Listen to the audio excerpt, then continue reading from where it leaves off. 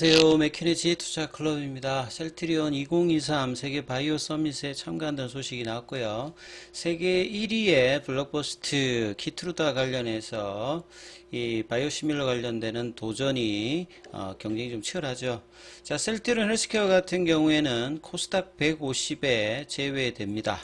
자, 오전장의 주가가 장중에 16만 9천 원대까지 흐름 유지되고 있습니다. 이 부분 한번 살펴보도록 하겠습니다. 먼저 차트 흐름 한번 살펴보겠습니다.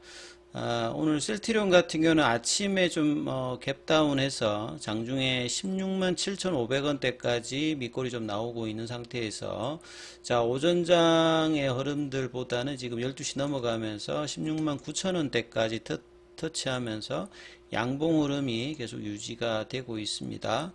결국 이제 16만 5천원대를 넘어가면서 이 강한 흐름들보다는 꾸준히 이제 합병의 어떤 불확실성이 해소되면서 꾸준하게 이제 흐름들이 나오고 있는 상황이죠. 오늘도 프로그램 관련되는 부분에서는 15,000주가 이제 매수세가 유입이 되고 있고요. 거래원 순간 거래량에서 보시게 되면 메릴린치가 매수를 하고 있고 골드만삭스 쪽에서는 좀 매도 물량들이 좀 나오고 있는 어떤 상황이죠.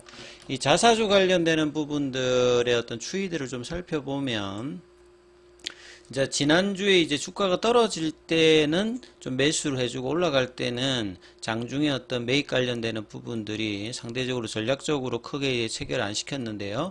자, 금요일 같은 경우에는 거의 이제 신청 물량들의 대부분들을 체결을 했고 오늘 지금 오전장에서는 13만 2283주 중에서 지금 2만 8천주 정도를 체결시키면서 5연속으로 일단 양봉으로 진행을 하고 있습니다. 6월달에 옵토마렉스 관련되는 이슈로 좀 빠졌던 이 장대 연봉 여기를 회복하고 난 다음에 16만 5천원대를 유지를 하고 있고요. 지지를 하면서 올해 이제 최고 고점이 이제 18만 4천원대인데 이 부분이 이제 넘어가게 되면 월봉상으로도 20만 원대 넘어가게 되면 이제 장기 추세도 이제 전환되는 어떤 시그널이 나오는 어떤 흐름입니다. 자, 그래서 지금 뭐 추세 지표도 4일 연속 파라볼릭자도 지금 상방에 계속 나오고 있고요. 볼린저 밴드 상단 태깅을 3일 연속으로 진행하면서 5일선 흐름들도 견조하게 지지 흐름들을 보여주고 있습니다. 자, 기사 관련되는 부분 좀 살펴봐 드리면 세계 1위 블록버스트 시밀러 도전하는 K바이오 이 국내에서는 셀트리온 뿐만 아니라 뭐 기존의 어떤 제약사들 중에서 뭐 종공단도 있고요. 삼성전도 여전히 같이 경쟁이 있고 그 다음에 국내외 쪽으로도 굉장히 많은 이제 제약바이오 관련되는 회사들이 이 키트루다 관련되는 부분이죠. 에브비에 이제 휴미라를 제끼고 장기적으로는 이제 키트루다가 가장 이제 매출액이 큰 그런 어떤 제품으로 2030년도까지 꾸준하게 성장을 할 걸로 보여지고 있죠.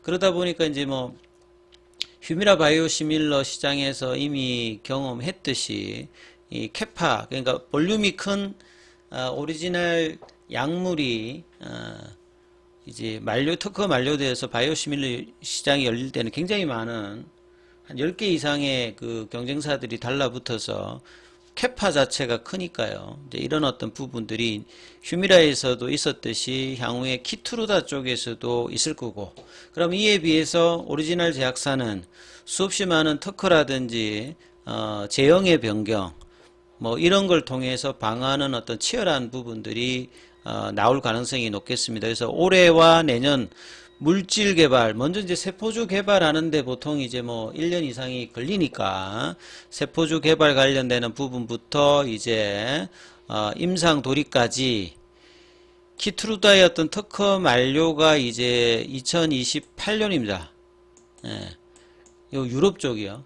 근데 이제 미국 쪽은 이제 2035년인가요? 이렇게 돼 있는데 이 특허가 휴미라 할 때 보면 이제 특허가 거의 뭐 300개 이렇게 될 정도로 어마무시한 이제 이 에버그린 전략들을 펴고 있는데요. 이후에 이제 이 머크사 같은 경우에도 키트루다 관련되는 부분에서 뭐 제형 변경이라든지 특허로 이 후속이 이제 바이오시밀러의 어떤 도전들을 상당히 많이 견제하는 어떤 부분들, 그리고 바이오시밀러 안에서도 굉장히 각축전이 지금 벌어질 것으로 지금 예상이 되고 있습니다. 시장이 크기 때문에 많은 이제 회사들이 키트루다 바이오시밀러 관련되는 개발을 선언하고 있습니다. 이 키트루다가 이제 머크가 개발한 면역 항암제 중에서 면역감문 억제제입니다. T세포 표면에 있는 이제 PD-1 단백질을 억제해서 암세포에 있는 PD-L1 수용체와 뭐 해서 이 면역세포 활성화를 이제 막는 어떤 부분들을 이제 깨는 구조죠. 그래서 2014년도에 이제 역대 PD-1 수용체 저해 중에 세계 최초로 이제 상업화가 되었습니다. 보시게 되면 면역 항암제 중에서는 이제 여보이가 먼저 있는, 여기는 이제 CTLA4를 해가 2011년도인데 여보이가 그렇게 크게 성공을 내지를 못했거든요.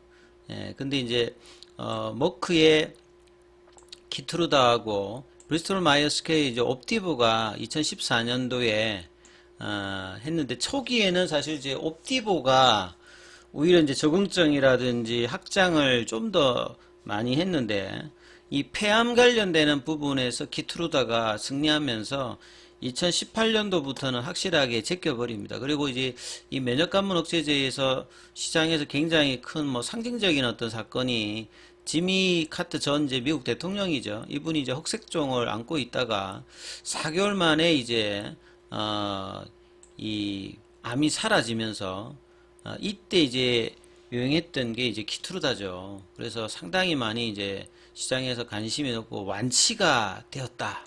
면역감문 억제제는 보통 이제 항암제 같은 경우에는 완치가 안 되고 삶의 질의 어떤 개선, 생존율의 어떤 증가 이런 건데, 완치가 가능하다는 부분으로 지금도 이제 전체 항암제 라인에서 가장 크게 지금 성장을 하고 있는 부분 중에 하나죠. 지금 이제 기사를 검색해 보니까요, 오늘 카터 전 대통령의 이제 부인 이 로잘린 여사가 지금 별세를 했답니다. 예. 이분이 이제 학년 96세인데요. 카터 대통령도 지금 몸이 그렇게 좋은 편은 아니신데, 이 98세. 예. 상당히 뭐 고령이신데, 요런 기사가 나와 있고요. 그래서 2028년도로 탑10 이제 셀링 프로덕트 월드와이드로 보게 되면, 키트루다가 지금 작년도 기준으로 한 뭐 20조 정도가 되는 부분인데, 여기 이제 2030년도 되면 30조가 넘어갑니다. 그리고 이제 경쟁사 옵티보 같은 경우에는 여기도 좀 증가합니다만, 지금 키트루다하고 이제 옵티보의 어떤 부분들의 어떤 이제 차이가 계속 많이 벌어져요. 초기에 보시게 되면 옵티보가 2017년도까지는 앞섰습니다. 세일즈가. 근데 이제 2018년도부터 이제 역전이 되면서 이 가면 갈수록 이제 세일즈 차이가 벌어져 버렸어요. 그래서 이런 일들이 제약바이오에서는 뭐 자주 발생합니다. 그래서 이 개발을 먼저 했다 하더라도 뭐 판매 전략이라든지 그 다음에 적응증 확장을 누가 많이 빠르게, 그 다음에 성공리에, 그러니까 임상의 어떤 디자인도 굉장히 중요하고, 이 성과에 따라서 결과가 좀 뭐 갈리기도 하고 뭐 이런 어떤 분위기인데요. 자, 아무튼 키트루다 같은 경우에는 지난해에 뭐 27조, 나중에 이제 300억 달러가 되게 되면 뭐 한 40조가 넘어가겠네요. 2030년 정도 되면.